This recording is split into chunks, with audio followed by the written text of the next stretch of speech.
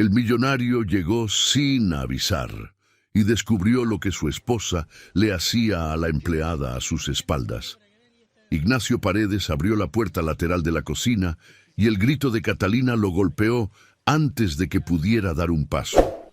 Un grito agudo, furioso, que rebotaba en los azulejos blancos y en el mármol de la isla y en los cristales de las ventanas, con la intensidad de alguien que no grita para comunicar algo, sino para destruir a quien tiene enfrente. Ignacio se detuvo en el marco de la puerta, con las llaves todavía en la mano y la bolsa del laptop colgando del hombro, y lo que vio le paralizó el cuerpo entero como si alguien le hubiera desconectado las piernas del cerebro. Lucía estaba de rodillas en el piso de la cocina. De rodillas, con las dos manos metidas dentro de un saco de basura negro que estaba abierto frente a ella como una herida, con comida desparramada alrededor de su cuerpo, sobre el mármol blanco, un pollo rostizado entero al que le faltaba un muslo, un refractario de arroz blanco que todavía tenía la forma del molde, 3 manzanas rojas sin un golpe, medio kilo de frijoles en un tupper,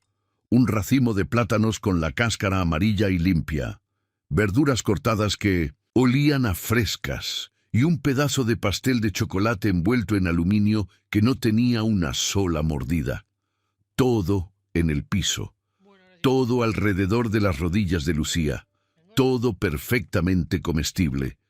Catalina estaba de pie junto a la barra, con un vestido rojo y los tacones que usaba cuando no salía de Núñez en casa, pero quería verse arreglada, con el dedo índice apuntando hacia Lucía como una flecha, y la mandíbula tan apretada que los tendones del cuello se le marcaban debajo de la piel. «Te estás robando la comida de mi basura».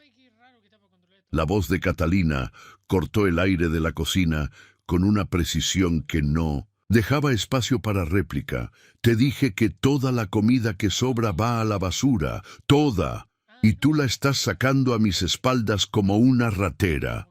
Lucía no levantó la vista. Estaba arrodillada en el piso de mármol, con las manos dentro del saco negro y los ojos fijos en la comida que tenía entre los dedos. Un pedazo de pollo que sujetaba con la mano derecha y el tupper de frijoles que sostenía con la izquierda. Y las lágrimas le caían sobre el mandil sin que ella hiciera nada para detenerlas, sin que se limpiara la cara, sin que emitiera un solo sonido. Lloraba en silencio de la forma en que llora alguien que ha aprendido que el ruido atrae más castigo. Ignacio no entendía lo que estaba viendo. Su cerebro intentaba organizar la escena en un orden que tuviera sentido. Su esposa gritando, su empleada de rodillas, comida en el piso, un saco de basura abierto. Pero las piezas no encajaban. ¿Por qué había comida buena en la basura? ¿Por qué Lucía estaba sacándola? ¿Por qué Catalina le gritaba ratera a una mujer que tenía en las manos un pollo que hacía 2 horas estaba en el refrigerador de su propia cocina? Entonces vio a sus hijos. Los 3 estaban en la puerta del comedor, la puerta que conectaba la cocina con el pasillo de las recámaras. Matías al centro, con los puños apretados a los lados del cuerpo y la barbilla levantada. Rodrigo a la izquierda, un paso atrás, con los ojos moviéndose entre su madre y Lucía como alguien que está calculando algo. Emilio a la derecha, con el labio inferior temblándole y los ojos llenos de lágrimas que todavía no caían. 3 niños de 4 años parados en la puerta de una cocina, mirando a su madre gritar y a la mujer que los cuidaba llorar de rodillas en el piso, con comida entre las manos. Y en los ojos de esos 3, a niños, en la mandíbula apretada de Matías, en la mirada rápida de Rodrigo, en el temblor de Emilio, Ignacio vio algo que lo descolocó más que el grito de Catalina y más que la imagen de Lucía en el piso. Vio que no estaban sorprendidos, ni un poco. Miraban la escena con la familiaridad de quien ya la ha visto antes, con la resignación de quien sabe exactamente lo que está pasando y lleva tiempo sabiendo, con la impotencia de 3 niños que entienden una injusticia, pero no tienen el tamaño ni la voz para detenerla. Catalina se volteó hacia Ignacio y lo señaló con el mismo dedo que había estado apuntando a Lucía. «¡Mira! ¡Mírala! Esto es lo que pasa en mi cocina cuando no estoy. Esta mujer se roba la comida que yo tiro». Ignacio bajó la bolsa del laptop al piso, dejó las llaves en la barra, caminó 2 pasos hacia el centro de la cocina y miró el saco de basura abierto en el piso. Adentro, debajo de las cosas que Lucía ya había sacado, había más: tortillas, una bolsa de pan de caja apenas abierta, 2 aguacates maduros, 1 litro de leche sin abrir con fecha de caducidad para dentro de 5 días. Todo en la basura, todo en perfecto estado. Miró a Lucía. Lucía seguía de rodillas con las manos llenas de comida y los ojos clavados en el piso, sin atreverse a levantar la vista, sin moverse, sin hablar, como si cualquier movimiento pudiera empeorar lo que ya era el peor momento de los últimos 2 años de su vida. Y en ese instante, Ignacio se dio cuenta de algo que le revolvió el estómago. La bolsa de tela que Lucía llevaba todos los días al trabajo, la bolsa que él veía cada mañana colgada en el perchero del cuarto de servicio y que cada tarde veía salir con Lucía por la puerta lateral, siempre un poco más abultada que cuando llegaba, no era una bolsa con pertenencias personales, era comida, siempre había sido comida. Ignacio abrió la boca para decir algo. No sabía qué, no tenía palabras para lo que estaba viendo, cuando Matías dio un paso adelante desde la puerta del comedor. Un solo paso, pequeño, firme, con los puños todavía apretados y los ojos fijos en su padre. Y lo que dijo su hijo de 4 años en esa cocina, con la voz temblando pero sin bajar la mirada, fue algo que Ignacio no iba a poder olvidar en lo que le quedaba de vida. «Papá, Lucía no se roba nada». La voz de Matías cruzó la cocina como algo que no debería caber en un cuerpo de 4 años. No gritó, no lloró. Habló con la voz temblándole en los bordes pero firme en el centro, como una cuerda que vibra pero no se rompe, mirando a su padre con unos ojos que pedían algo que las palabras no alcanzaban a decir. «Créeme, mamá tira la comida buena a la basura, todos los días, y Lucía la saca porque sus hijos no tienen qué comer». Catalina giró la cabeza hacia Matías con una velocidad que hizo que el pelo le cruzara la cara. «Cállate, Matías, tú no sabes lo que estás diciendo». Matías no se calló. Dio 2 pasos más hacia el centro de la cocina y se colocó entre Lucía y Catalina de frente a su madre, con los puños apretados a los costados y el pecho levantado, como alguien que se está poniendo en medio de algo que sabe que es más grande que él, pero que no puede dejar pasar. No era valentía de niño. Era la decisión de alguien que lleva meses guardándose algo y que ha llegado al punto donde guardarlo duele más que soltarlo. Rodrigo se movió al mismo tiempo, no hacia el frente como Matías, sino hacia el lado, colocándose a la derecha de Lucía, entre ella y la puerta de servicio, cerrando el espacio por donde Catalina podría haberla sacado de la cocina. Lo hizo sin decir una palabra, con la precisión de alguien que ha calculado un movimiento antes de ejecutarlo, con esos ojos que siempre estaban midiendo ángulos y distancias y posibilidades. Emilio fue el último. No se puso al frente ni al lado. Se agachó junto a Lucía, que seguía arrodillada en el piso, con las manos llenas de comida y el cuerpo temblando, y le puso la mano en el hombro. Una mano de 4 años sobre el hombro de una mujer de 29 que lloraba en silencio rodeada de la comida que había sacado de un saco de basura para alimentar a sus hijos.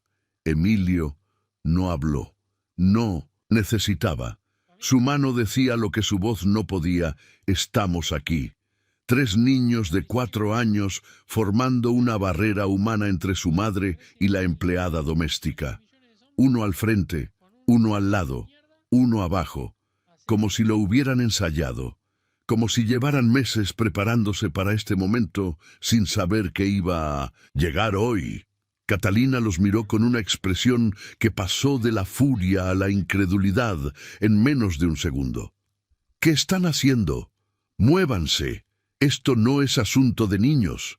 Sí es asunto de nosotros, dijo Rodrigo desde su posición junto a Lucía, con esa voz tranquila que siempre usaba cuando decía algo que había pensado durante mucho tiempo. Porque nosotros vemos todo, mamá. Vemos cuando tiras el pollo, vemos cuando tiras el arroz, vemos cuando tiras la fruta que está buena, y vemos cuando Lucía lo saca del saco cuando tú te vas de la cocina.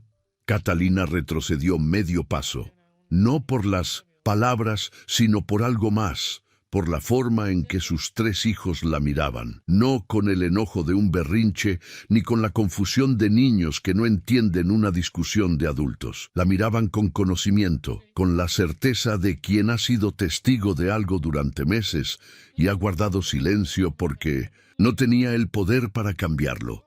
Ignacio se arrodilló frente a Matías, lo miró a los mismos ojos que él veía cada mañana en el espejo, oscuros, directos, tercos, y le dijo con una voz que intentaba ser calmada, pero que le salió quebrada: «Cuéntame todo, mijo». Matías respiró hondo y empezó a hablar. Lucía llega a las 6 y mamá le deja la lista de lo que tiene que hacer. Cuando mamá se va al salón o a su clase, Lucía abre el refrigerador y saca lo que sobró del día anterior: pollo, arroz, frijoles, fruta, lo que sea. Mamá dice que hay que tirarlo porque es comida de ayer. Lucía lo mete en el saco de basura. Pero cuando mamá no ve, Lucía abre el saco, saca la comida y la pone en unos botes de plástico que trae en su bolsa. Matías señaló la bolsa de tela que estaba colgada en el perchero del cuarto de servicio, visible desde la cocina. Esos botes son para sus hijos. Papá, Lucía no se lleva nada que no sea de la basura. Solo se lleva lo que mamá tira. Ignacio miró la bolsa que veía todos los días, la bolsa que nunca abrió, que nunca preguntó qué contenía, que nunca cuestionó, aunque cada tarde salía más abultada que cada mañana. La miró como si la estuviera viendo por primera vez, porque era la primera vez que la veía de verdad. ¿Hace cuánto pasa esto?, preguntó Ignacio. Desde siempre, dijo Matías, desde que Lucía trabaja aquí.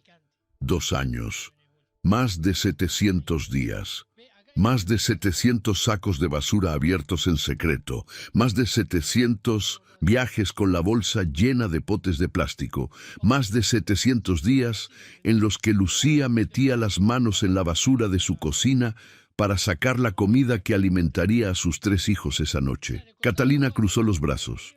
Es comida de la basura, Ignacio. Yo decidí tirarla. Es mi cocina y yo decido en qué se queda y qué se va. Si ella quiere alimentar a sus hijos, que lo haga con su dinero, no con mi basura. Ignacio no le contestó. Siguió mirando a Matías. ¿Qué más, mijo? Matías miró a Rodrigo. Rodrigo asintió. Y entonces Matías dijo algo que cambió el peso de la conversación entera.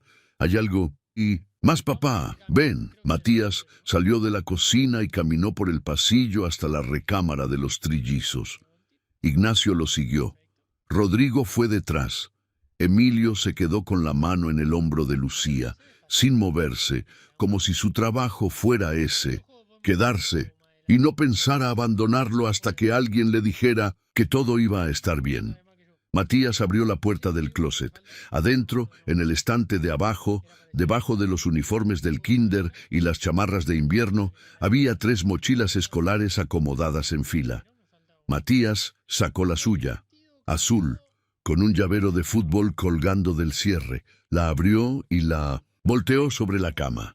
Cayeron 2 cosas, un sándwich de jamón envuelto en servilleta y una manzana. Rodrigo sacó la suya, un plátano, 3 galletas de animalitos en una bolsa de plástico y un pedazo de queso envuelto en aluminio. «Todas las mañanas», dijo Matías mirando a su padre con los ojos que ya no temblaban, sino que estaban quietos, fijos, decididos. «Guardamos comida del desayuno en las mochilas, la metemos cuando mamá no ve. Cuando Lucía nos recoge en la escuela, se la damos en el portón antes de que nos suba al carro. Ignacio miró la comida sobre la cama. Un sándwich, un plátano, galletas de animalitos, queso, comida de niño, comida de lonchera, comida que sus hijos de 4 años empacaban cada mañana como si estuvieran preparando un envío de ayuda, con la logística silenciosa de 3 personas que han aprendido a operar en secreto dentro de su propia casa. ¿Y ustedes qué? ¿Comen en la escuela?, preguntó Ignacio, aunque algo dentro de él ya sabía la respuesta antes de que Matías abriera la boca. Nada, papá. Nosotros no comemos el lunch, se lo damos a ella para sus hijos. La frase cayó en la recámara como algo que pesaba más que las 3 mochilas juntas. Ignacio se sentó en la orilla de la cama y miró a sus 3 hijos. Matías parado frente a él con los brazos a los lados, Rodrigo junto al closet con la mochila vacía en la mano. Y la imagen que se formó en su cabeza fue algo que le cerró la garganta hasta que no pudo respirar. Sus hijos sentados en la mesa del kinder a la hora del recreo, con la lonchera vacía, mirando a los otros niños comer, sin tocar nada, sin quejarse, sin decirle a nadie, mientras la comida que deberían estar comiendo estaba en la bolsa de Lucía, camino a una casa donde 3 niños la esperaban como la única comida del día. Y entonces recordó la llamada de la maestra.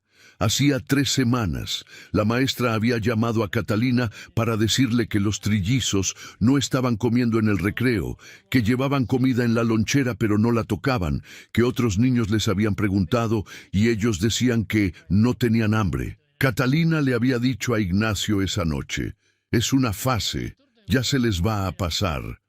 Y él le creyó, porque era más fácil creer que era una fase que investigar por qué 3 niños de 4 años habían decidido dejar de comer. Ignacio se levantó de la cama. Caminó de regreso a la cocina donde Lucía seguía arrodillada en el piso con Emilio al lado.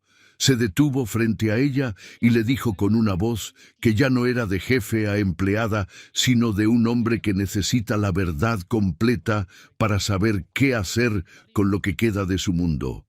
«Lucía, necesito que me cuentes todo, desde el principio». Lucía levantó la vista por primera vez desde que Ignacio había entrado a la cocina. Tenía los ojos hinchados, rojos, con esas ojeras profundas que él le veía todas las mañanas y que siempre atribuyó al cansancio del transporte. Miró a Ignacio con la expresión de alguien que sabe que lo que está a punto de decir puede costarle el trabajo, la casa, la comida de sus hijos, todo lo que ha sostenido con las manos dentro de un saco de basura durante 2 años, pero que también sabe que ya no tiene sentido seguir escondiéndolo. «Tengo 3 hijos, señor Paredes. Alma de 8, Pablito de 5 y Lupita de 1900. 3 viven conmigo en Colonia Hércules. Con lo que gano aquí, me alcanza para la renta, el transporte y los uniformes, pero no me alcanza para la comida. No la comida de toda la semana». Hizo una pausa. Se limpió la cara con el dorso de la mano, dejando una marca húmeda sobre la mejilla. «La señora tira comida todos los días. Comida buena, comida que mis hijos podrían comer una semana entera. Al principio yo la tiraba como ella me pedía. Pero una noche llegué a mi casa y Alma me dijo que Pablito había cenado una tortilla con sal porque no había nada más. Y al día siguiente, cuando la señora me dijo que tirara el pollo que sobró del almuerzo, un pollo entero, señor, entero, yo lo tiré en el saco, pero cuando ella salió de la cocina, lo saqué, lo puse en un bote y me lo llevé en la bolsa». Lucía bajó la vista. «Desde ese día no he dejado de hacerlo. Cada día saco lo que puedo del saco y lo llevo a mi casa en la bolsa. Es lo que mis hijos comen, señor.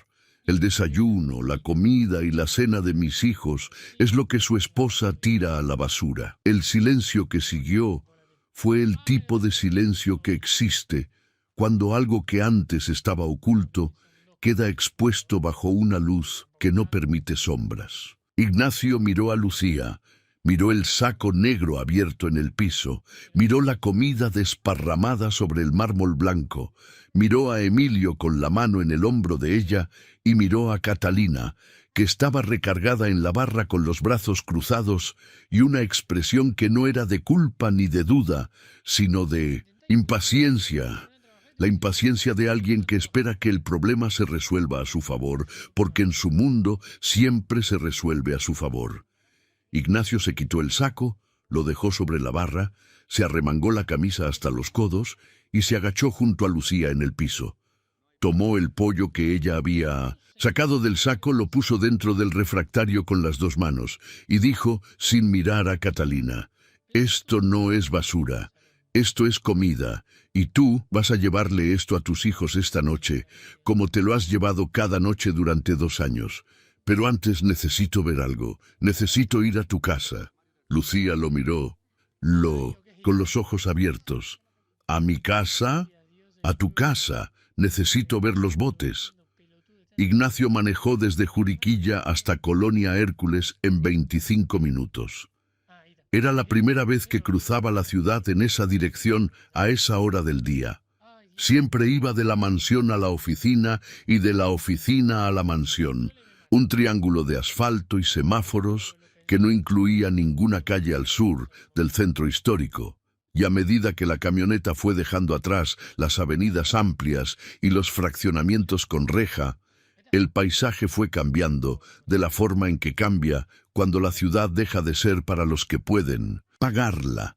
Las banquetas se estrecharon, los postes de luz se espaciaron, las fachadas perdieron el acabado y mostraron el bloc gris debajo, y los carros estacionados dejaron de ser camionetas nuevas y empezaron a ser sedanes con más de 15 años y bocho desarmados con las llantas ponchadas. Lucía iba en el asiento del copiloto con la bolsa de tela sobre las piernas. No había dicho una palabra desde que salieron de la mansión. Miraba por la ventana con las manos apretadas sobre la bolsa, como si fuera lo único que la conectaba a algo real. Como si soltar la bolsa significara soltar todo lo que había construido durante 2 años con las manos dentro de un saco de basura. La casa de Lucía estaba en una calle sin nombre, entre una tienda de abarrotes con cortina de metal y un terreno baldío con escombro. Era una construcción de bloc sin acabar, con un portón de lámina que servía de puerta y una ventana cubierta con un plástico grueso que dejaba pasar la luz, pero no dejaba ver el interior. Lucía bajó de la camioneta, abrió el portón y se detuvo un segundo antes de entrar, como si necesitara un momento para cambiar de la versión de ella que existía en la mansión a la versión que existía aquí. Pablito estaba sentado en la puerta. Tenía 5 años, el pelo corto y una playera verde que le quedaba justa. Estaba sentado en el escalón de cemento con las piernas cruzadas y un pote de plástico transparente en las manos. Vacío, limpio, con la tapa puesta. Como si estuviera esperando a alguien que le trajera algo para llenarlo. Cuando vio a Lucía, se levantó despacio, caminó hacia ella y le extendió el pote con las 2 manos sin decir una palabra, con la naturalidad de alguien que hace lo mismo todas las noches, con la paciencia de un niño que ha aprendido que la comida no aparece en la mesa, sino que llega en la bolsa de su madre, en potes, después de las 8 de la noche, cuando el resto del mundo ya cenó. Lucía tomó el pote, abrió la bolsa y sacó un tupper con pollo desmenuzado. Lo pasó al pote de Pablito con una cuchara que traía en la bolsa y le dijo en voz baja: «Llévaselo a tu hermana, mijo, que Alma caliente las tortillas». Pablito asintió, tomó el pote con las 2 manos y entró a la casa con pasos cortos, cuidadosos, como si lo que llevaba entre los dedos fuera algo frágil que no podía derramarse. Ignacio lo miró caminar hacia adentro y algo le pasó por la mente antes de que pudiera detenerlo. Su hijo Emilio caminaba igual cuando llevaba un vaso de leche a la sala. El mismo cuidado, la misma lentitud. Pero Emilio cargaba leche que sobraba del desayuno. Pablito cargaba pollo que venía de un saco de basura. Ignacio entró a la casa. Un cuarto, un solo, un cuarto que era sala, comedor, cocina y recámara al mismo tiempo. Un catre pegado a la pared derecha donde dormían Lucía y Lupita. Un colchón en el piso, junto al catre donde dormían Alma y Pablito. Una estufa de 2 quemadores con un tanque de gas conectado por una manguera de plástico. Un garrafón de agua. Una mesa de madera con 3 sillas disparejas. Una de plástico blanco, una de metal plegable y un banquito de madera que algún día fue parte de algo más grande. Y en la pared de la cocina, colgada con clavos oxidados, una estantería de madera con 3 repisas. Ignacio se acercó a la estantería y se detuvo frente a ella como quien se detiene frente a algo que necesita mirar despacio, porque la primera impresión no es suficiente para procesar lo que contiene. Cada repisa estaba llena de potes de plástico, transparentes, del tamaño de un puño, con tapas de colores que no combinaban entre sí, rojas, azules, verdes, amarillas, como si hubieran sido coleccionados de diferentes lugares durante meses. Algunos eran tuppers de marca, otros eran envases reciclados de crema o mantequilla.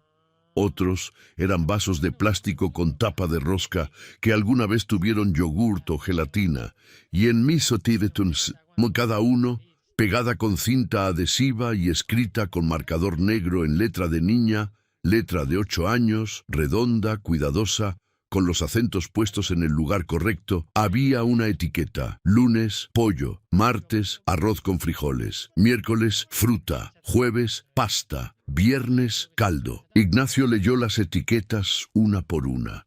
Había más de 30 potes en la estantería, algunos vacíos, algunos con restos de comida del día, algunos con tapas que ya no cerraban bien porque habían sido abiertas y cerradas cientos de veces. Los potes de los lunes estaban agrupados en la repisa de arriba, los de los martes en la de en medio, los del miércoles al viernes en la de abajo, organizados por día, organizados por tipo de comida, organizados con la lógica de alguien que ha convertido la incertidumbre en sistema, que ha transformado la basura de otra persona en un menú semanal, con la precisión de quien sabe que no puede darse el lujo de desperdiciar ni un gramo de lo poco que llega.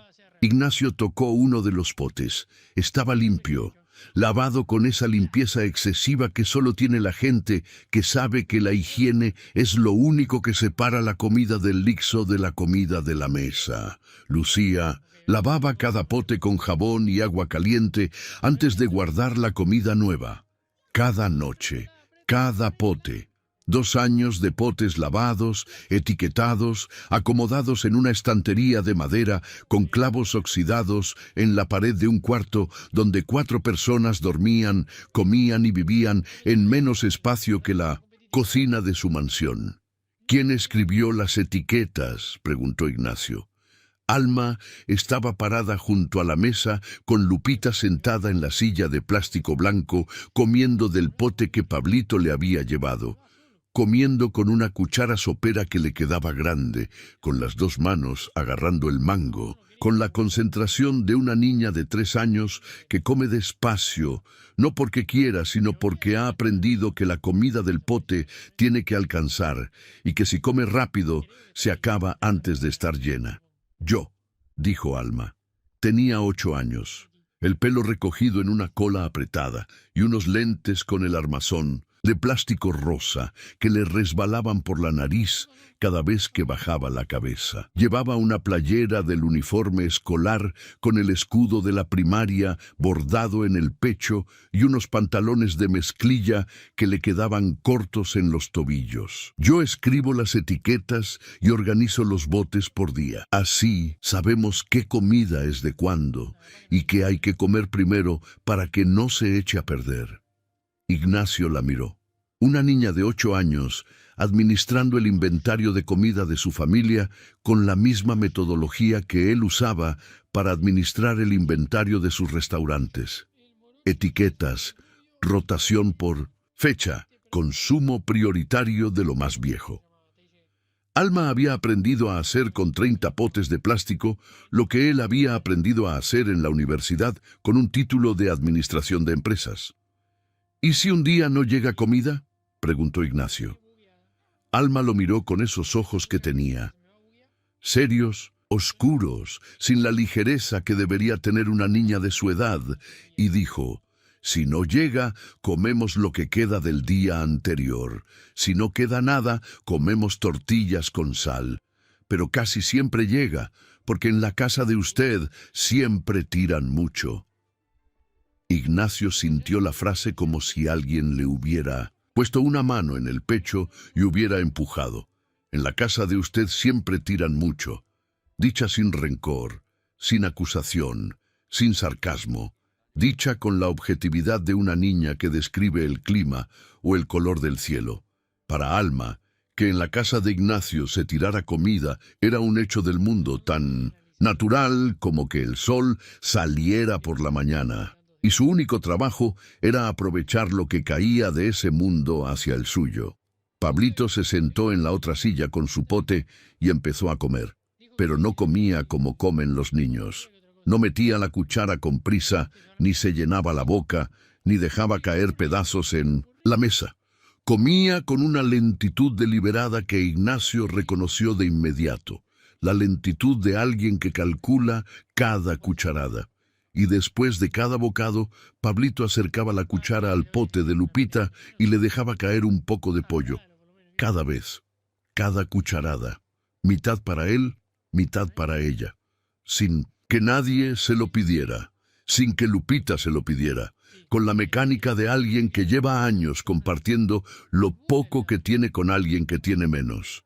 Lupita comía el pollo con las manos, sacaba los pedazos del pote con los dedos y se los metía a la boca con una sonrisa que Ignacio no pudo mirar durante más de 3 segundos sin sentir que algo se le derrumbaba por dentro. Porque Lupita no sabía que ese pollo había estado en un saco de basura esa mañana.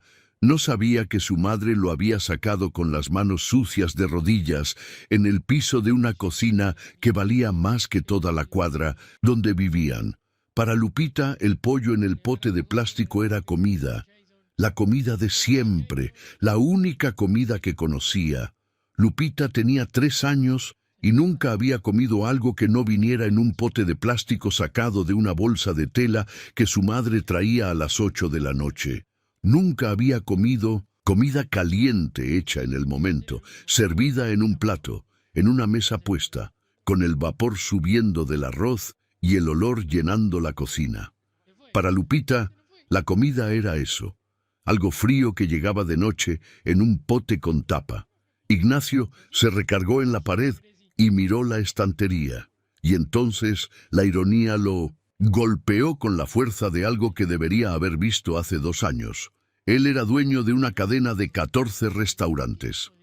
14 restaurantes en Querétaro y San Juan del Río, donde se servían más de 3.000 comidas al día, donde el menú cambiaba cada temporada, donde los chefs se entrenaban en 1900 técnicas de cocina italiana y japonesa y mexicana contemporánea, donde cada plato salía de la cocina con una presentación que justificaba los 350 pesos que costaba.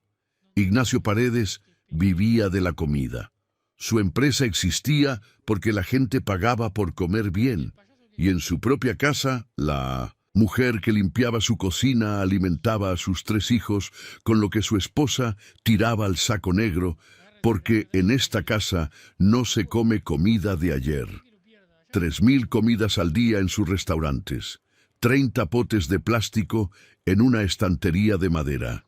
Y la distancia entre esos 2 números era la distancia exacta entre su mundo y el de Lucía. Alma se acercó a Ignacio, lo miró de abajo hacia arriba con la postura de una niña que no tiene miedo de los adultos, porque ha tenido que ser adulta desde los 6 años. Y le dijo algo que Ignacio iba a recordar cada vez que se sentara en la mesa de su mansión por el resto de su vida. ¿Usted es el señor de la casa grande? Mi mamá dice que en su casa tiran la comida. En nuestra casa la comida nunca se tira, porque en nuestra casa nunca sobra. Ignacio No contestó. No había respuesta para eso. No había frase inteligente, ni explicación razonable, ni contexto que pudiera suavizar el peso de lo que una niña de 8 años le acababa de decir con la misma tranquilidad con la que le habría dicho la hora. En la casa grande se tira. En la casa chica nunca sobra. 2 realidades separadas por una bolsa de tela y 25 minutos en camioneta. Se acercó a la estantería y tomó el pote que tenía la etiqueta de viernes, caldo. Lo abrió. Estaba vacío, limpio, listo para ser llenado esa noche con lo que Lucía trajera en la bolsa. Un pote vacío esperando el lixo de otro para convertirse en la cena de 3 niños. Ignacio cerró el pote, lo puso, de vuelta en la repisa, y se quedó mirando la estantería durante 1 minuto entero sin hablar. 30 potes, 2 años, 700 noches de una mujer sacando comida de la basura para que sus hijos cenaran. Y él, que vivía de alimentar a miles de personas, nunca se preguntó si la mujer que le limpiaba la casa tenía con qué alimentar a los suyos.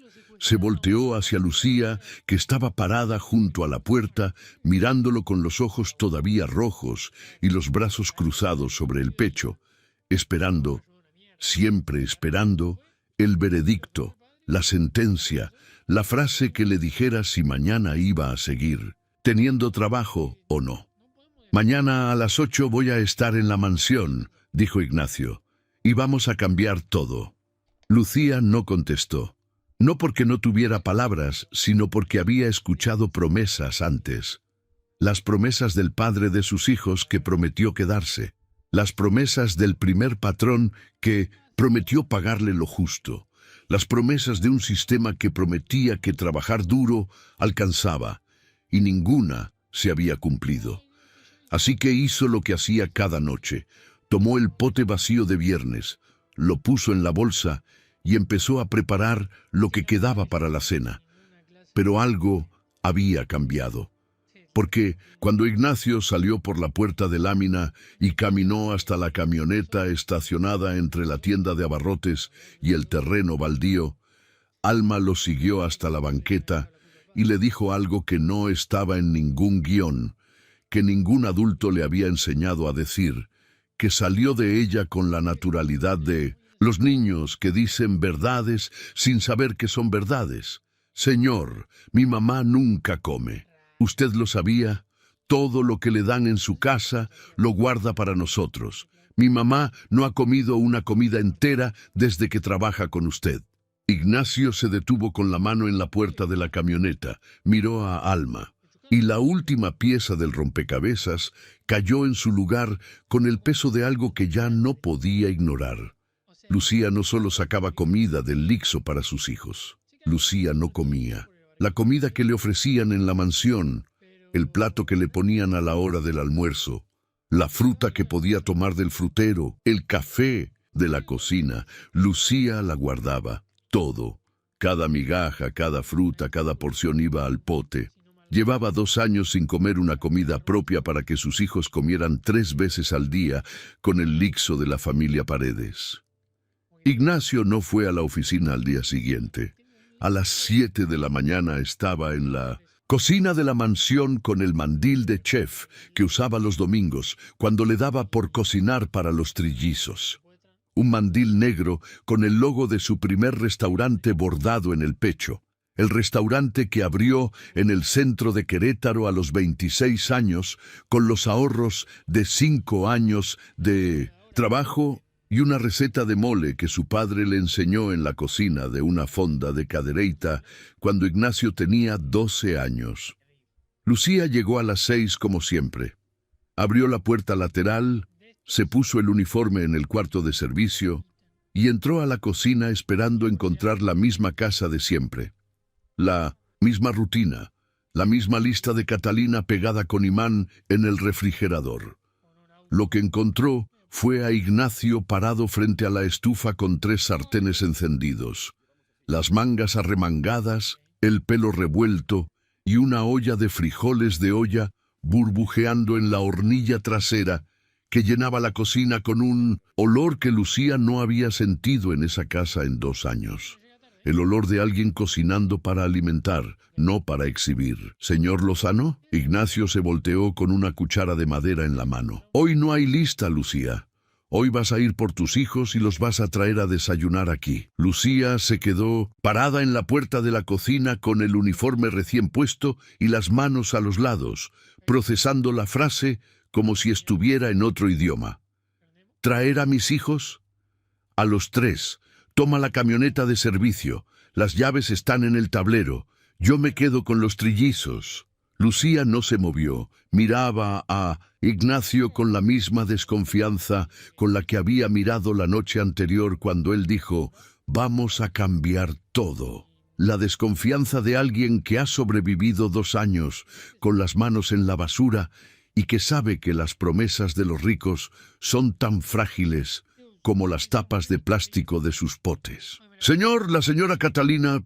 «Catalina no está. Se fue anoche a casa de su madre. Ve por tus hijos». Lucía fue. A las 8:15, la puerta de la cocina se abrió y Alma entró primero, con Pablito de la mano y Lupita cargada en la cadera de Lucía. Los 3 venían con la ropa limpia que Lucía les ponía para ir a la escuela. El uniforme de Alma, con el escudo de la primaria, la playera de rayas de Pablito, el vestidito rosa de Lupita. Y los 3 se detuvieron en la puerta de la cocina con los ojos fijos en la barra de granito, donde Ignacio había puesto el desayuno. Huevos revueltos con salsa verde, frijoles de olla, arroz rojo, tortillas de maíz en un tortillero de tela, plátano picado con crema, jugo de naranja recién exprimido, chocolate caliente con canela. Todo en platos de cerámica, en la barra de la cocina, con vapor subiendo de cada recipiente y el olor llenando la habitación de una forma que Ignacio siempre había dado por sentada, pero que para los 3 niños que estaban parados en la puerta era algo que pertenecía a otro mundo. Lupita fue la primera en reaccionar. Estiró la mano desde la cadera de Lucía y señaló la olla de frijoles con el dedo. «Mamá, ¿por qué sale humito?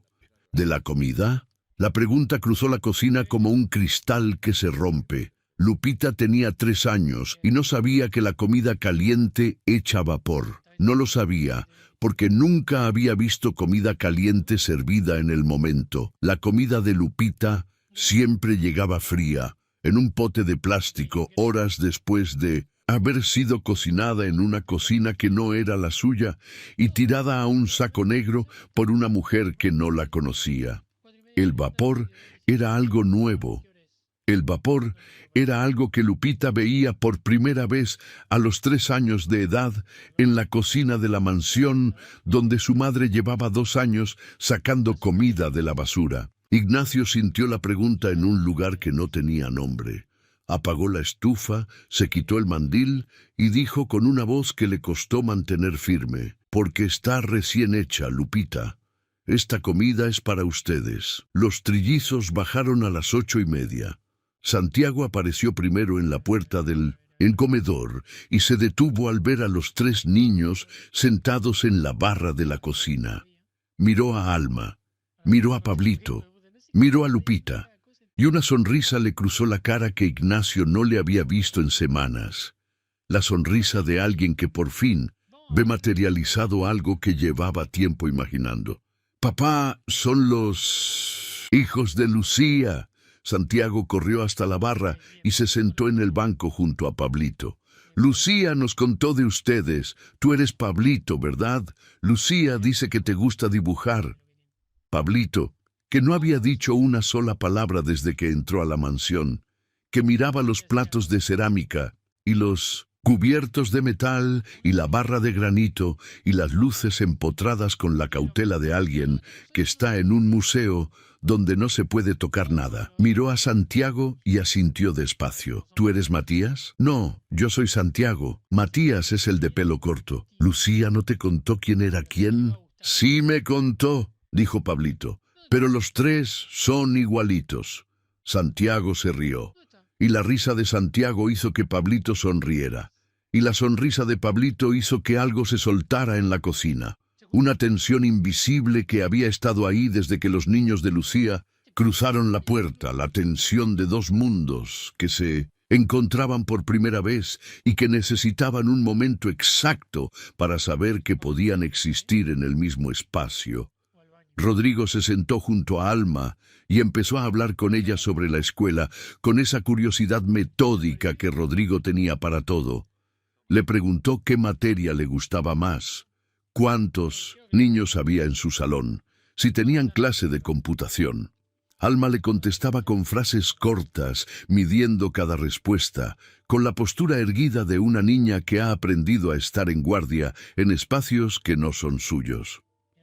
Pero cuando Rodrigo le preguntó si sabía dividir, porque él estaba aprendiendo y no le salía, Alma sacó un lápiz de la bolsa de su uniforme y empezó a explicarle en una servilleta con una claridad que hizo que Ignacio se detuviera a mirar. La niña que administraba 30 potes de plástico por semana sabía dividir fracciones mejor que sus hijos de 4 años sabían contar. Emilio no se sentó en la barra. Se fue directo a donde estaba Lupita, que comía con las manos un pedazo de tortilla con frijoles, y se sentó en el piso junto a ella. No le habló, no le ofreció nada, solo se sentó a su lado, a su altura, con las piernas cruzadas y las manos sobre las rodillas, como si entendiera que Lupita no necesitaba conversación, sino compañía. Y después de un minuto, Lupita bajó la mano con el pedazo de tortilla y se lo acercó a Emilio. Le estaba ofreciendo su comida. Una niña de 3 años que nunca había tenido suficiente, estaba compartiendo lo que tenía con un niño que siempre había tenido de todo. Emilio tomó el pedazo de tortilla, le dio una mordida pequeña y se lo devolvió. Y los dos se quedaron sentados en el piso de la cocina, pasándose un pedazo de tortilla con frijoles, como si fuera el objeto más valioso del mundo. Ignacio los miraba desde la estufa. 6 niños en su cocina, 3 que tenían todo y 3 que tenían 30 potes de plástico, y en menos de 20 minutos habían hecho lo que los adultos de esa casa no habían podido hacer en 2 años, sentarse juntos a compartir una comida. Lucía estaba parada junto al refrigerador con los brazos cruzados y los ojos brillantes, viendo la escena sin intervenir, sin sentarse, sin servirse un plato. Ignacio lo notó. «Lucía, siéntate a desayunar». Lucía negó con la cabeza. «No, señor, yo estoy bien». «No estás bien. No has comido una comida entera en 2 años. Alma me lo dijo anoche». La frase hizo que Lucía cerrara los ojos. No de vergüenza esta vez, de algo más profundo. Del alivio doloroso de que alguien por fin hubiera dicho en voz alta lo que ella llevaba 730 días guardando en el cuerpo como un secreto que pesaba en los huesos. Ignacio puso un plato en la barra. Sirvió huevos, frijoles, arroz, 2 tortillas, un vaso de jugo. Lo colocó frente al único banco vacío y le dijo: «Siéntate». Lucía caminó hasta el banco y se sentó despacio, como si el acto de sentarse a comer en esa cocina fuera algo que violaba una regla invisible que llevaba 2 años respetando. Tomó el tenedor, lo miró el plato, y la primera cucharada de frijoles que se llevó a la boca le tomó un esfuerzo que Ignacio no entendió del todo hasta que vio cómo cerraba los ojos al masticar. No de placer, sino de la emoción de alguien que está haciendo algo que se había prohibido a sí misma, durante tanto tiempo que ya no recordaba cómo se sentía. Alma la miraba desde el otro lado de la barra. Miraba a su madre comer con la atención de una niña que lleva 8 años viendo a esa mujer darle todo a ella y quedarse sin nada, que lleva años viendo el plato de su madre siempre vacío y los potes de sus hijos siempre llenos, que sabe, con la sabiduría brutal de los niños pobres, que su madre no come para que ella coma, y verla ahí, sentada, con un tenedor en la mano y un plato lleno frente a ella, era algo que Alma no sabía cómo procesar. «Mamá», dijo Alma en voz baja, «¿estás ¿El comiendo de verdad? Lucía asintió sin abrir los ojos, y una lágrima le resbaló por la mejilla y cayó sobre los frijoles sin que ella hiciera nada para detenerla, porque detener esa lágrima habría significado soltar el tenedor, y Lucía no iba a soltar el tenedor. No esta vez. Matías se acercó a el padre mientras todos comían, y le jaló la manga de la camisa. «Papá, ya no va a haber saco negro».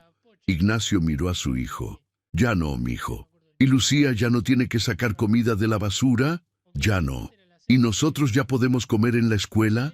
La pregunta le cayó a Ignacio en el estómago como algo caliente que no podía digerir. Sus hijos llevaban semanas sin comer en la escuela, semanas pasando hambre en el recreo mientras los otros niños comían, semanas devolviendo la lonchera intacta, semanas diciéndole a la maestra «no tengo hambre», para que nadie hiciera preguntas. Y Catalina había dicho «es una fase». Catalina sabía que la maestra llamó. Catalina sabía que los niños no comían y no investigó. «Ya pueden comer, mijo. Mañana les pongo lonchera doble». Matías sonrió, y la sonrisa de Matías fue distinta a todas las sonrisas que Ignacio le había visto. Fue la sonrisa de un niño de 4 años que por fin puede dejar de ser adulto, que por fin puede soltar la responsabilidad que cargó durante meses, que por fin puede tener hambre sin sentir culpa por tener hambre cuando otros no tienen nada. Esa tarde, mientras los 6 niños jugaban en el jardín, Alma y Rodrigo Armando, algo con ramas que parecía un fuerte, Matías y Pablito pateando una pelota, Emilio y Lupita sentados en el pasto compartiendo uvas de un plato, Ignacio se sentó en el estudio y abrió el expediente financiero de sus restaurantes. Buscó un número que sabía de memoria, pero que nunca había pensado en esos términos: el desperdicio mensual. Cada restaurante tiraba entre 8 y 12% de la comida que compraba. En 14 restaurantes, eso era más de 200,000 pesos al mes en comida que iba a la basura. 2,400,000 pesos al año. Tirados. Mientras a 25 minutos de su oficina, una niña de 8 años administraba 30 potes de plástico con letra redonda y cinta adhesiva para que sus hermanos cenaran. Y entonces pensó en su padre. Don Tomás Paredes no era empresario, era cocinero. Empezó con un puesto de tacos en el mercado de la Cruz cuando Ignacio tenía 8 años. Un puesto de lámina con un comal, una parrilla y 3 bancos de madera donde vendía tacos de bistec y longaniza a los comerciantes de la zona. Don Tomás no tiraba nada. Los huesos del bistec se hervían para hacer caldo al día siguiente. Las tortillas que sobraban se freían para hacer totopos. La grasa de la longaniza se usaba para cocinar los frijoles. Todo se aprovechaba. Todo tenía un segundo uso. Ignacio creció viendo a su padre convertir lo que otros llamarían desperdicio en comida que alimentaba a una familia de 4. Cuando don Tomás enfermó del corazón y le dijo a Ignacio que cerraba el puesto, Ignacio le pidió la receta de mole. Don Tomás se la dio escrita en un cuaderno de espiral con letra grande y manchas de aceite en las esquinas. Esta receta alimentó a tu madre, a tu hermana y a ti durante 20 años, le dijo. No la desprecies. Ignacio abrió el primer restaurante con esa receta, y el segundo, y el tercero, y en algún punto, entre el 5º y el 14º, entre las remodelaciones y los menús de autor y los premios gastronómicos, se olvidó de dónde venía. Se olvidó de que su padre hervía los huesos del bistec. Se olvidó de que las tortillas sobrantes se freían para totopos. Se olvidó de que en la cocina de don Tomás no existía la palabra basura, porque todo era comida. Y mientras él se olvidaba, Lucía hacía exactamente lo que su padre le enseñó. Aprovechaba todo. Sacaba comida de la basura y la convertía en cena para 3 niños, con la misma lógica que don Tomás usaba para convertir huesos en caldo y tortillas en totopos. La diferencia era que don Tomás lo hacía con orgullo, en su propio puesto, con las manos limpias, y Lucía lo hacía de rodillas, en una cocina ajena, con las manos dentro de un saco negro y el miedo de ser descubierta. Ignacio cerró el expediente, miró por la ventana del estudio hacia el jardín donde Lupita estaba dormida en el pasto con la cabeza apoyada en la pierna de Emilio y las uvas todavía en la mano. Tomó el teléfono y le mandó un mensaje a Lucía, que estaba en la cocina preparando la comida. A partir de hoy tienes contrato formal, aumento de sueldo efectivo desde la próxima quincena. Habla con Alma esta noche.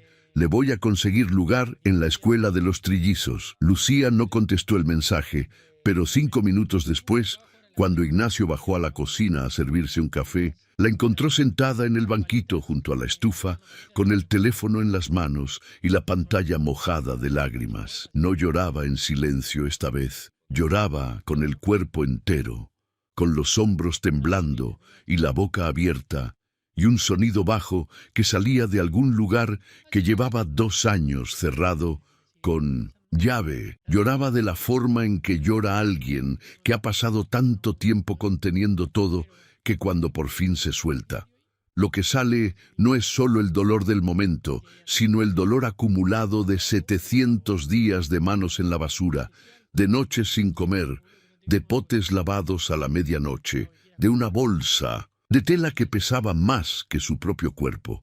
Ignacio no le dijo nada. Se sentó en la silla junto a ella y se quedó ahí, en silencio, hasta que Lucía dejó de temblar.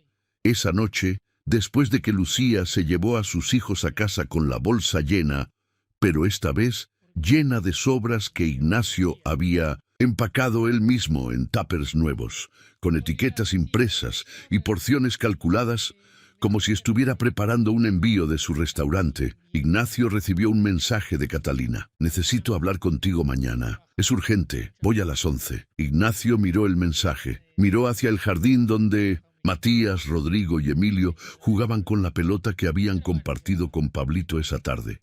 Y supo que lo que venía mañana a las 11 no iba a ser una conversación. Iba a ser una guerra. Catalina llegó a las 11 en punto. Ignacio la escuchó antes de verla. El motor del carro apagándose en la cochera, el sonido de los tacones sobre el adoquín, la puerta del recibidor abriéndose con la fuerza de alguien que entra a su propia casa como quien entra a reclamar un territorio.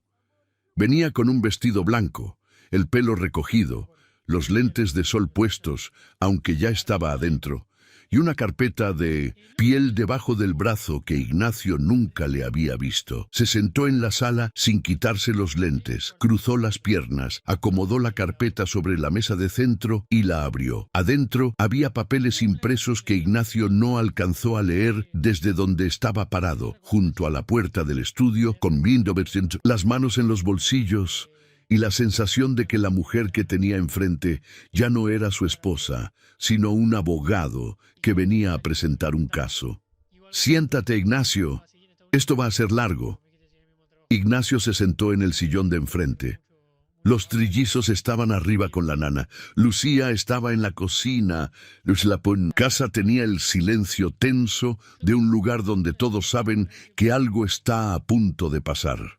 Catalina se quitó los lentes y los puso sobre la carpeta. Tenía los ojos secos, sin rastro de haber llorado, sin ojeras, sin la menor señal de que los últimos 3 días le hubieran costado 1 hora de sueño. Miraba a Ignacio con la precisión de alguien que ha pasado 72 horas preparando un argumento y que no piensa improvisar una sola palabra.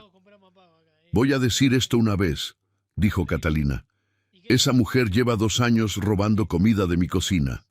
No me importa si tú le dices basura o desperdicio, o como quieras llamarlo. Salía de mi refrigerador, se tiraba en mi basura y ella lo sacaba y se lo llevaba sin mi permiso. Eso es robo. Catalina, era comida que tú tirabas, era comida que yo decidí tirar. Es mi decisión. Es mi casa. Y nadie, ni tú, ni ella, ni los niños, tiene derecho a sacar algo de mi basura sin mi autorización. Catalina sacó una hoja de la carpeta y la puso sobre la mesa. Hablé con un abogado. Legalmente, lo que Lucía hizo se puede clasificar como hurto doméstico. No importa que la comida estuviera en la basura. Mientras estuviera dentro de mi propiedad, era mía. Ignacio miró la hoja. Era una consulta legal impresa, con membrete de un despacho de la zona de Bernardo Quintana que Ignacio reconoció. El mismo despacho que usaban los padres de Catalina para los asuntos de la familia. Catalina no había ido a casa de su madre a llorar. Había ido a preparar una ofensiva. Pero eso no es lo peor, dijo Catalina, y su voz bajó medio tono, como quien guarda la munición más pesada para cuando el otro ya bajó la guardia. Lo peor es lo que le hizo a los niños. ¿Qué les hizo a los niños? Los manipuló, Ignacio. Los convenció de que yo soy la mala. Les enseñó a esconder comida en las mochilas. Les enseñó a mentirle a la maestra. Les enseñó a pasar hambre para darle comida a sus hijos. Catalina se inclinó hacia adelante. ¿No lo ves? Esa mujer convirtió a nuestros hijos en sus cómplices. Los usó.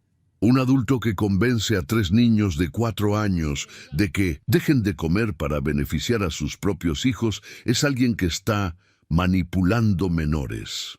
La acusación cayó en la sala con un peso que Ignacio no esperaba. No porque fuera verdad, sabía que no lo era. Sabía que los trillizos habían actuado solos. Sabía que Rodrigo fue quien tuvo la idea de las mochilas y que Matías fue quien organizó las entregas en el portón. Pero porque la forma en que Catalina lo decía tenía una lógica que, sacada de contexto, podía sonar convincente. Un adulto, 3 niños, comida escondida, hambre voluntaria, para alguien que no hubiera estado en esa cocina el día del flagra, para alguien que no hubiera visto los ojos de Matías cuando se paró frente a su madre con los puños apretados, la versión de Catalina podía funcionar. Los niños decidieron solos, dijo Ignacio. ¿Solos? 3 niños de 4 años inventaron un sistema de contrabando de comida sin que ningún adulto los guiara. Por favor, Ignacio, no seas ingenuo. Rodrigo tuvo la idea, Matías la ejecutó, Emilio apoyó. Lo hicieron porque ven lo que tú haces en la cocina todos los días. Ven el pollo entero ir al saco, ven el arroz ir al saco, ven la fruta ir al saco, y ven a Lucía sacarlo cuando tú no estás. Nuestros hijos de 4 años entendieron que algo estaba mal antes que nosotros. Catalina apretó los labios. Sacó otra hoja de la carpeta. Hablé con mi madre. Está dispuesta a apoyarme con la custodia si esto llega a divorcio. También hablé con tu hermana Sandra. Le conté que tienes a una empleada doméstica viviendo en la mansión con sus 3 hijos y que le diste la camioneta de servicio y un aumento de sueldo sin consultarme. Sandra opina lo mismo que yo. Esa mujer te está viendo la cara. Sandra, la hermana de Ignacio, la que vivía en San Juan del Río y que hablaba con Vincent, Catalina más que con él. La que siempre decía, Catalina tiene razón, porque Catalina pagaba las vacaciones familiares y los regalos de Navidad y la fiesta de cumpleaños de los sobrinos. Catalina no solo había consultado un abogado, había reclutado aliados. Lo que te estoy diciendo es esto, dijo Catalina, y cerró la carpeta como quien cierra un expediente. Despides a Lucía hoy, le pagas su liquidación, le prohíbes acercarse a los niños y mañana contratamos a alguien nuevo. Si haces eso, yo vuelvo a la casa, retiramos esto y seguimos con nuestra vida. ¿Y si no? Si no, mi abogado va a presentar una denuncia por hurto doméstico contra Lucía Domínguez. Mi madre va a declarar que la empleada manipuló a mis hijos y yo voy a pedir custodia completa argumentando que tú pusiste a los niños en un ambiente donde una empleada los usaba como herramientas para robar comida. Catalina lo miró sin parpadear. Tú decides. El silencio que siguió duró 10 segundos que se estiraron como minutos. Ignacio miraba a Catalina y Catalina miraba a Ignacio, y entre los dos había una carpeta de piel con papeles legales que convertían la comida de un saco de basura en un arma jurídica. Ignacio pensó en la custodia, pensó en Matías parándose frente a Lucía con los puños apretados, pensó en Rodrigo abriendo la mochila sobre la cama, pensó en Emilio con la mano en el hombro de una mujer que lloraba de rodillas. Si perdía la custodia, perdía la posibilidad de estar ahí para ellos. Si cedía a Catalina, los trillizos volverían a una casa donde la comida se tiraba por capricho y la maestra llamaba porque no comían, y la respuesta era: es una fase. Si no cedía, enfrentaba un proceso legal donde la versión de Catalina, manipulación, hurto, cómplices menores. Tendría abogados, familiares y un despacho de Bernardo Quintana respaldándola. Lucía apareció en la puerta de la cocina. Llevaba el uniforme puesto, el mandil limpio, las manos húmedas de lavar los platos del desayuno. Había escuchado todo. La pared que separaba la cocina de la sala era gruesa, pero la voz de Catalina no necesitaba paredes delgadas para llegar a donde quisiera llegar.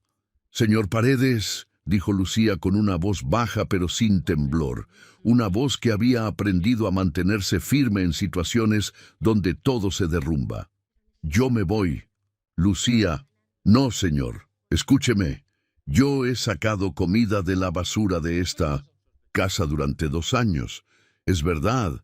Todo lo que ella dice es verdad. Lo saqué, lo llevé a mi casa y mis hijos lo comieron. Si eso es robo, entonces soy culpable. Pero lo hice porque mis hijos tenían hambre y esa comida iba a pudrirse en un relleno sanitario, y lo haría otra vez». Lucía miró a Catalina por primera vez desde que entró a la sala.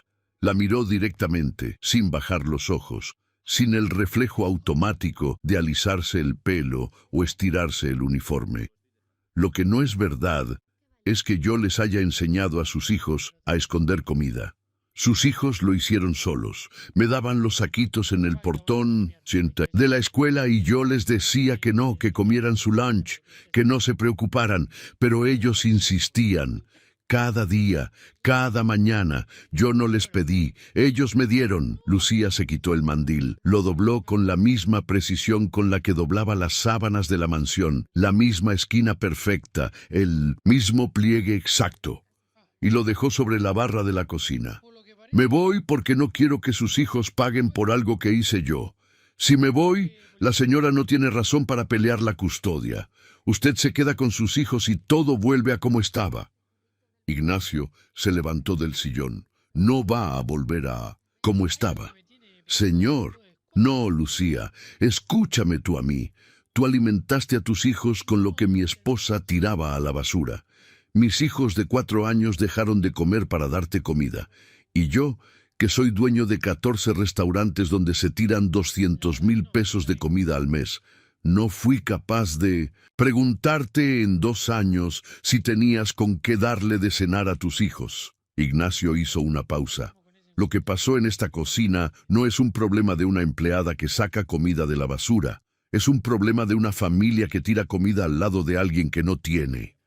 Catalina se puso de pie. «Entonces es tu respuesta. La defiendes a ella sobre tu propia familia».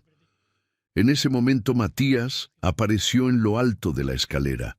Venía en calcetines, con la playera de la escuela y el pelo despeinado de la siesta que no tomó porque estaba escuchando todo desde el pasillo del 2.º piso. Rodrigo venía detrás.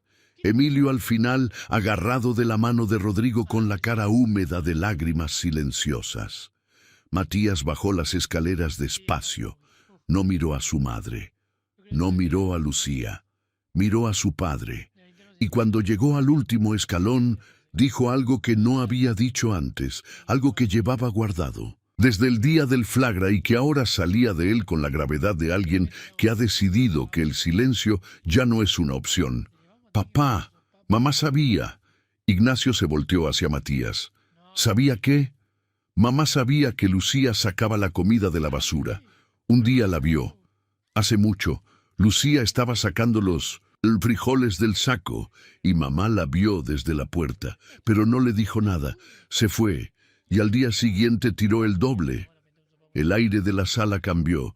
Catalina giró la cabeza hacia Matías con una expresión que por primera vez no era de furia, sino de algo más: sorpresa.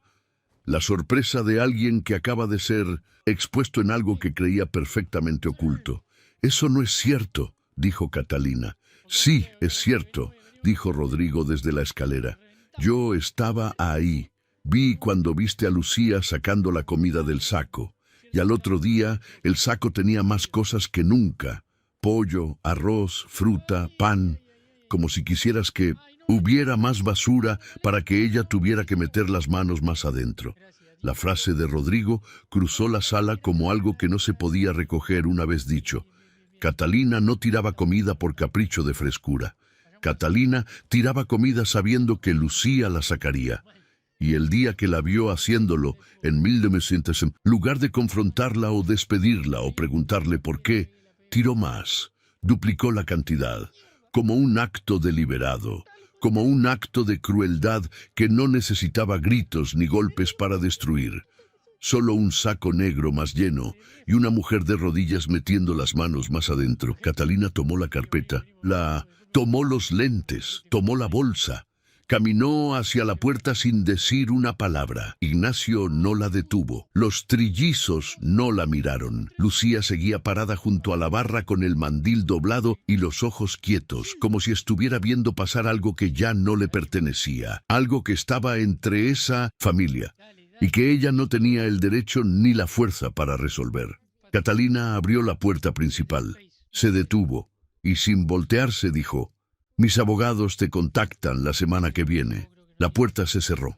Emilio bajó el último escalón, caminó hasta la cocina, tomó el mandil doblado que Lucía había dejado sobre la barra, lo desplegó con las dos manos y se lo extendió a ella. «No te vayas, Lucía, todavía no es viernes». Lucía tomó el mandil, lo miró y entendió lo que Emilio estaba diciendo sin saber que lo estaba diciendo.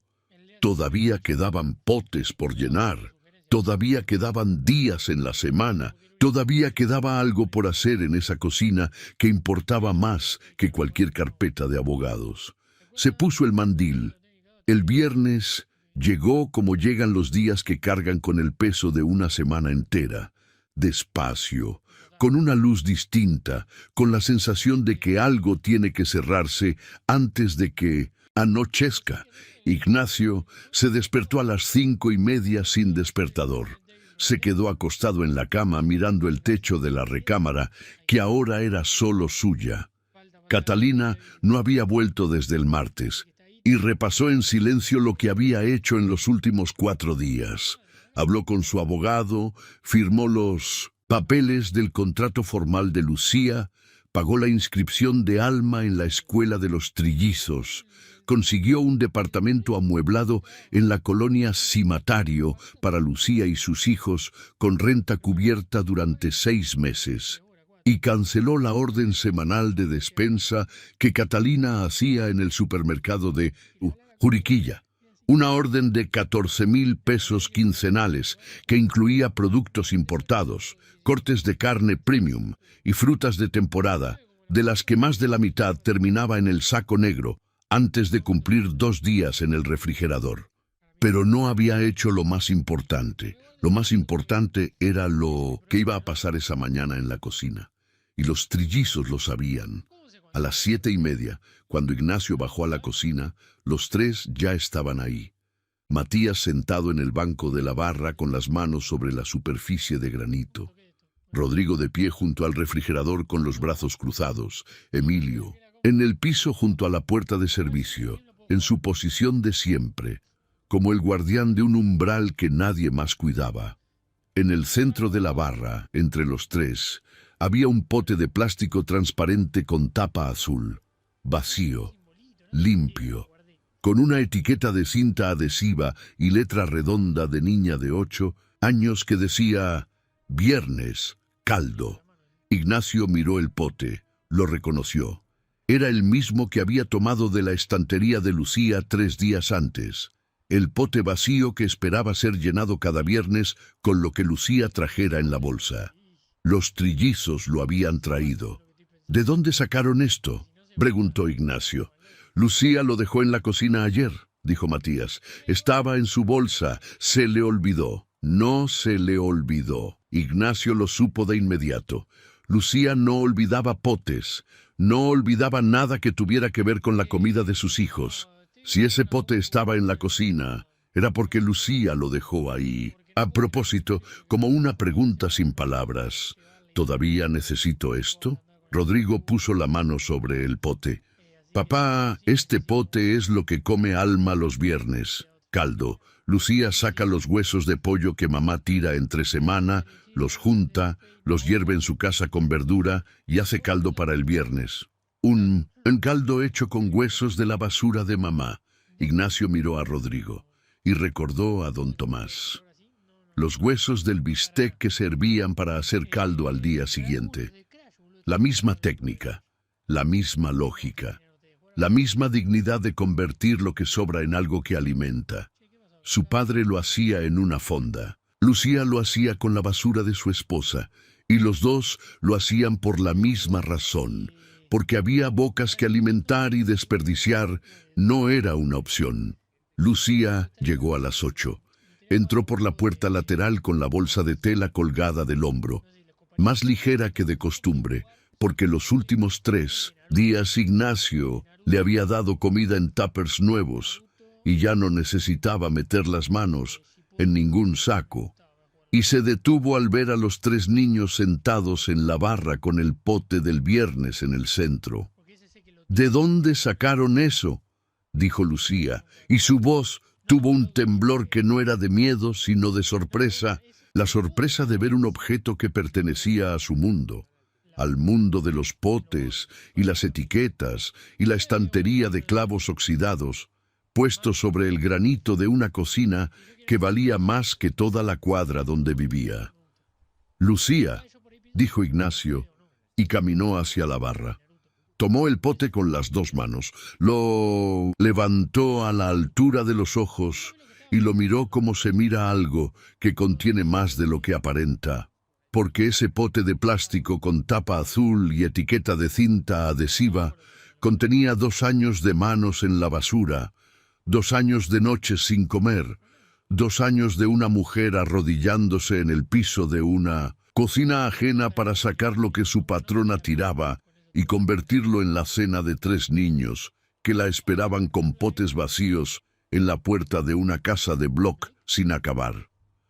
Este pote se llenó 700 veces con comida que salió de esta cocina, dijo Ignacio. 700 viernes, 700 caldos, hechos con huesos que mi esposa tiraba al saco negro. 700 veces que tus hijos cenaron con lo que nosotros llamábamos basura. Puso el pote sobre la barra. Este pote no se va a volver a llenar con comida del saco, nunca más. Porque a partir de hoy no va a haber saco negro en esta cocina. No, va a haber comida en la basura. No va a haber una mujer sacando pollo con las manos para que sus hijos cenen. Se volteó hacia los trillizos. Y a partir de mañana, ustedes van a comer su lonchera completa en la escuela, sin guardar nada, sin esconder nada, sin pasar hambre por nadie, porque lo que hicieron fue lo más valiente que he visto en mi vida, pero ya no tienen que hacerlo. Eso ya no les toca a ustedes. Matías asintió, y algo se soltó en su cara que Ignacio no había visto antes. Una relajación en la mandíbula, un aflojamiento en los hombros, la liberación de un niño de 4 años que, por fin, podía dejar de cargar el peso de alimentar a una familia que no era la suya. Rodrigo se recargó en la barra y cerró los ojos un momento, como si estuviera procesando que el sistema que él diseñó, las mochilas, los saquitos, las entregas en el portón, ya no era necesario. Emilio se levantó del piso y caminó hasta Lucía. Le tomó la mano. «¿Ya no vas a meter las manos en el saco?», preguntó Emilio. Lucía se arrodilló frente a él, no como se arrodillaba en el piso de la cocina frente al saco negro, no con vergüenza ni con miedo, sino con la ternura de una mujer que le debe algo a un niño, de 4 años, que le ponía la mano en el hombro cada vez que lloraba. Y le dijo: «Ya no, mi niño, ya no». Emilio la abrazó, y el abrazo de Emilio fue el abrazo que cerró algo que llevaba 2 años abierto. Una herida hecha de saco negro y potes de plástico, y manos sucias y loncheras vacías, y la frase es una fase dicha por una mujer que sabía exactamente lo que estaba pasando y eligió tirar el doble. Ignacio tomó el pote vacío de la barra, lo sostuvo un momento y después lo puso en el centro de la isla de la cocina, donde antes estaba el frutero de cristal que Catalina llenaba cada lunes con fruta que tiraba cada jueves. «Este pote se queda aquí», dijo Ignacio, «para que cada vez que alguien abra este refrigerador recuerde que la comida no es basura, y que en algún lugar hay una estantería con 30 potes iguales a este que alimentaron a 3 niños durante 2 años con lo que nosotros no quisimos comer». Esa tarde, el abogado de Catalina llamó. Divorcio de común acuerdo. Custodia compartida. Catalina no peleó. No porque hubiera entendido algo, ni porque hubiera sentido compasión, ni porque la revelación de Rodrigo, «tiraste el doble», le hubiera cambiado algo por dentro. No peleó porque sabía que en un juzgado, frente a un juez, la declaración de 3 niños de 4 años que describieran cómo su madre tiraba comida a la basura, sabiendo que la empleada la sacaba para alimentar a sus hijos, sería algo que ningún abogado de Bernardo Quintana podría convertir en un argumento favorable. La verdad de los niños era más fuerte que cualquier carpeta de piel. 6 meses después, la estantería de clavos oxidados seguía en la pared de la cocina de Colonia Hércules. Pero ya no estaba en Colonia Hércules. Ignacio la descolgó él mismo el día de la mudanza, con los clavos torcidos, las repisas manchadas y las marcas de los potes en la madera, y la cargó en la camioneta hasta el departamento de cimatario donde Lucía y sus hijos vivían ahora. Lucía la colgó en la cocina nueva, junto a la ventana que daba a un patio con piso de cemento, donde Lupita jugaba por las tardes sin que nada temblara ni oliera a basura.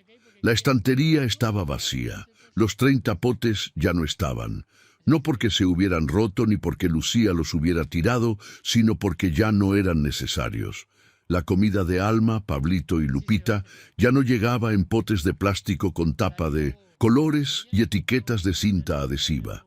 Llegaba en el refrigerador, en la despensa, en los platos de la mesa a la hora que correspondía, desayuno, comida y cena, con el vapor subiendo del arroz y el olor llenando la cocina de una forma que Lupita ya había dejado de preguntar por qué. Alma iba a la misma escuela que los trillizos. El primer día, Matías la presentó ante su grupo como «mi mejor amiga», y Rodrigo le prestó su calculadora y Emilio le guardó un lugar en la mesa del comedor. Alma sacó las mejores notas del bimestre. La maestra le dijo a Lucía en la junta de padres que su hija tenía una capacidad de organización extraordinaria para su edad. Lucía sonrió sin explicar de dónde venía esa capacidad, de una estantería de madera con 30 potes etiquetados que una niña de 8 años administraba como un inventario de restaurante para que sus hermanos cenaran. Pablito aprendió a comer en la mesa, con tenedor y cuchillo, con servilleta, con los codos fuera de la mesa como le enseñó Ignacio un domingo en la mansión, pero no dejó de dividir. Cada vez que comía algo, un taco, un pedazo de fruta, un pan dulce, separaba un pedazo y lo ponía en el plato de Lupita. Lucía le dijo, una vez que ya no necesitaba hacerlo, que había suficiente para todos. Pablito la miró con esos ojos callados que tenía y le dijo, ya sé, mamá, pero me gusta darle. Lupita probó comida caliente hecha en el momento a los 3 días de la mudanza, cuando Lucía cocinó arroz rojo en la estufa nueva y lo sirvió en un plato hondo con vapor subiendo del centro. Lupita se quedó mirando el plato durante 10 segundos sin tocarlo. Después metió la cuchara, se llevó el arroz a la boca y masticó despacio con los ojos cerrados. Cuando abrió los ojos, dijo algo que Lucía repitió esa noche por teléfono a Ignacio con la voz quebrada. «Mamá, ¿por qué esta comida es diferente?» Lucía le contestó, «Porque esta la hice yo, para ti, en nuestra cocina». En los 14 restaurantes de Ignacio, la política cambió. Cero desperdicio. Lo que sobraba de cada servicio se empacaba en porciones individuales y se entregaba cada noche a un comedor comunitario del centro de Querétaro. Los chefs aprendieron a calcular porciones exactas, a aprovechar recortes, a hervir huesos para caldos.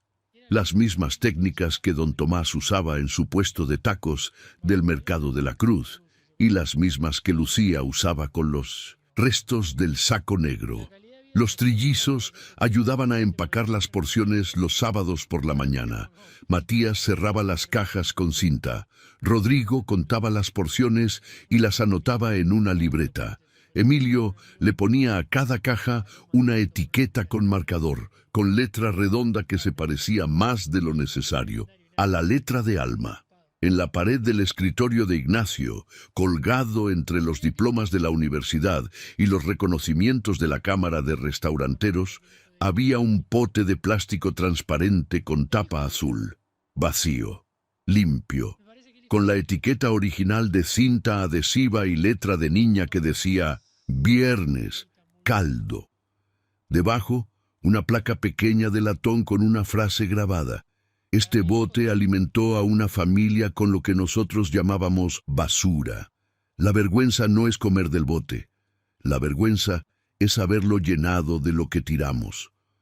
Cada viernes por la noche, Lucía y sus 3 hijos llegaban a la mansión de Juriquilla a las 7. Alma traía la tarea terminada y un dibujo nuevo. Ya no mapas de calles, sino dibujos de la mesa del comedor con 9 sillas y 9 platos. Pablito traía a Rex, el dinosaurio de plástico que Emilio le regaló la primera semana y que dormía con él del lado izquierdo de la almohada. Lupita traía las manos limpias y el hambre de una niña que ahora sabía lo que era llegar a una mesa donde la comida estaba caliente y el plato era suyo. Los 9 se sentaban a la mesa. Ignacio en la cabecera, Lucía al otro lado, los trillizos en un costado, los hijos de 1900, Lucía en el otro, y la silla del centro siempre vacía.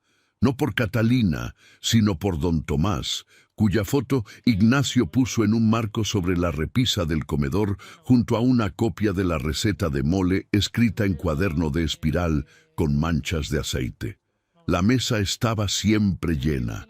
Los platos estaban siempre llenos. Y al final de cada viernes, cuando los 9 terminaban de cenar y los niños se iban al jardín y Lucía recogía la cocina con la tranquilidad de alguien que ya no necesita revisar el saco negro, Ignacio se quedaba sentado a la mesa mirando los platos vacíos y pensando en lo mismo que pensaba cada viernes, que la comida que estaba en esos platos había sido preparada para ser comida, no para ser tirada, y que en esa mesa ya no sobraba nada, porque ahora todos comían juntos, y cuando todos comen juntos, no sobra, se comparte.